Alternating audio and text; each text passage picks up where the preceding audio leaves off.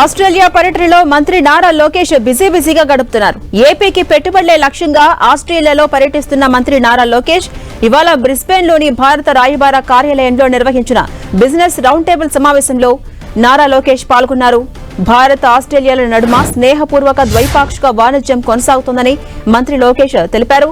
భారత్ నుంచి ఆస్ట్రేలియాకు కీలకమైన ఎగుమతుల్లో శుద్ధి చేసిన పెట్రోలియం, ఔషధాలు, ఇంజనీరింగ్ వస్తువులు, విద్యుత్ యంత్రాలు, వస్త్రాలు, ఆభరణాలు, వ్యవసాయ ఉత్పత్తులు ఉండగా ఇందులో ఏపీ ప్రముఖ పాత్ర పోషిస్తుందని చెప్పారు.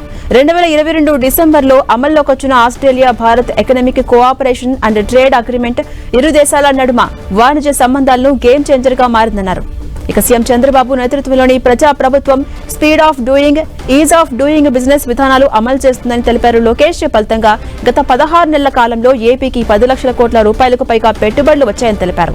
ఇటీవల గూగుల్ సంస్థ విశాఖలో 1.33 లక్షల కోట్లతో ఏఐ హబ్ ఏర్పాటుకు ఒప్పందం కుదుర్చుకుందని గుర్తు చేశారు మంత్రి లోకేష్. ఇది భారతదేశ చరిత్రలో అతిపెద్ద విదేశీ ప్రత్యక్ష పెట్టుబడిగా ఉందన్నారు. ఇక ఆర్సిలర్ మిట్టల్ సంస్థ 1.35 లక్షల కోట్లతో అనకాపల్లి సమీపంలోనే దేశంలోనే అతిపెద్ద స్టీల్ ప్లాంట్ నిర్మించబోతుందని, ప్రస్తుతం భారత్లో పెట్టుబడులు ఆంధ్రప్రదేశ్ గేట్వేగా మారిందని తెలిపారు.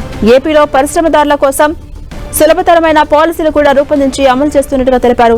వచ్చే నెల 14, 15 తేదీలో విశాఖపట్నంలో నిర్వహించే పార్ట్నర్షిప్ సమ్మిట్ 2025కి హాజరై ఆంధ్రప్రదేశ్లో అమలు చేస్తున్న పారిశ్రామిక పాలసీలు, ప్రోత్సాహకాలు, అందుబాటులో ఉన్న మౌలిక సదుపాయాలను తెలుసుకోవాల్సిందిగా ఆస్ట్రేలియా పారిశ్రామికవేత్తలకు విజ్ఞప్తి చేశారు మంత్రి నారా లోకేష్.